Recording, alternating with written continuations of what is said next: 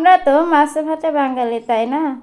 আজকে বাসায় মাছ রান্না করব, তাই আপনাদের সাথে একটু শেয়ার করব। আসসালামু আলাইকুম, কে কোথা থেকে দেখছেন আমার নতুন ব্লগটি কমেন্ট বক্সে জানান। প্যান বসিয়ে তেলটা গরম হলে মাছের গায়ে হলুদ লবণ মাখা ছিল, ঢেলে দিলাম। এই মাছটি কড়া করে না ভেজে হালকা করে ভেজে নিতে হবে। মাছটি অল্প, আপনাদের কার কি মাছ পছন্দ তা জানাবেন। আমার তো সব মাছই পছন্দ, বেশিরভাগ ছোট বড় সবই মাছ খেতে পছন্দ। মাছকে তুলে নেব বাটিতে। ওই তেলে আলু কেটে ধুয়ে রাখা ছিল, ওগুলো দিয়ে দিলাম। এখন হালকা করে লাল লাল করে ভেজে নেব। মাংস যে কোনোতে আলু দিলে অনেক স্বাদ হয়। তো এর মধ্যে পটল ভেজে নেব। পটলগুলো ঢেলে দিলাম। ভাজা হয়ে গেলে এখন পটলগুলো তুলে নেব।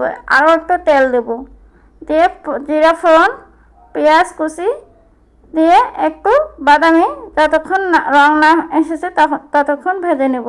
কোথা থেকে আমার রান্নাকে দেখছেন, ভালো লাগলে লাইক কমেন্ট শেয়ার করুন। তো একে একে আদা মশলাগুলো সব দিয়ে দিলাম। এখন কষিয়ে নেব।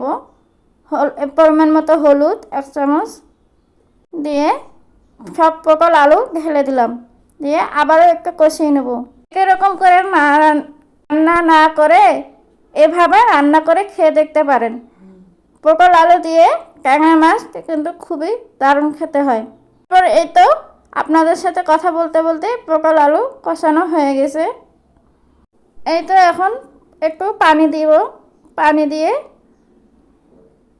সহ পটল আলু দিয়ে কষিয়ে নিচ্ছি। মাঝে মাঝে একটু পানি দিয়ে আবারও কষিয়ে নিলাম। এই যে এখন স্বাদ মতো কাঁচামরিচ দেব। আপনারা যে যার মতো কাঁচামরিচ এরকম অনুযায়ী দিতে পারেন। এই তো আর একটু পানি দিয়ে দিলাম। আমি ভিডিওগুলোতে দেখি মাছ মিষ্টি কুমড়া বা অন্যান্য সবজি দিয়ে রান্না করে, কিন্তু আমাদের বাসায় মিষ্টি কুমড়া সবাই কম খায়, সেজন্য আলু পটল দিয়ে এভাবে রান্না করে আপনাদেরকে আজকে দেখালাম। আপনারাও এভাবে আমাদের মতো ট্রাই করতে পারেন। প্রায় দেখেছি মাছে পোস্ত বাটা দেয়, চারমগজ বাটা দেয়, কিন্তু আমরা এগুলো একটু কিছু ইউজ করিনি।